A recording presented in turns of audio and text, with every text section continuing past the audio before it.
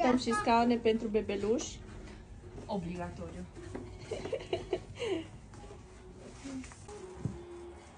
Da, ce drăguțe. Uite. Mărturiile pentru săptămâna viitoare.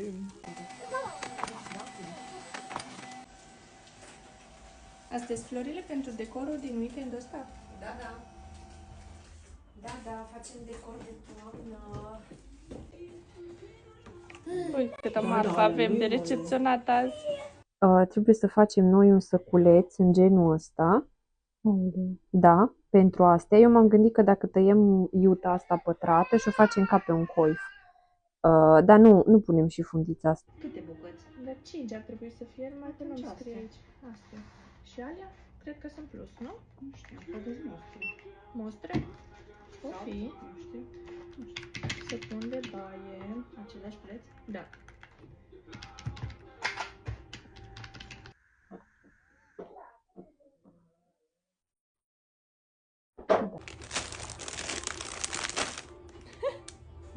Au venit șoșonii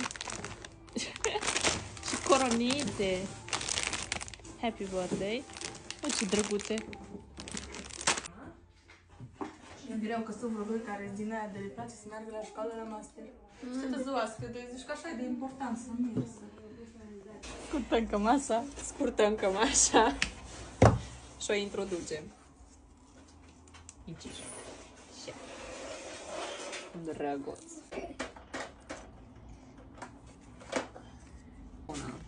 Eliberăm zona că avem meniurile.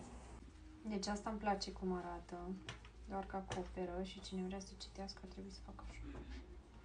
Și cealaltă? Așa. Asta nu acoperă atât de mult, dar... Parcă.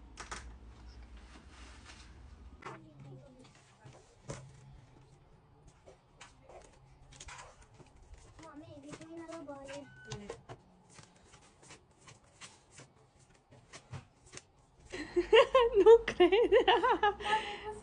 Dragul lui mami! Deci, mă scuzați, poate că am eu mintea nepotrivită. Hai să întrebăm. La ce folosește? Ceva de cont? Andreea? Da. Pentru ce ai comandat asta? Pentru Halloween. Să văd. Ce părere ai, Andrei? Mie îmi place. Wow!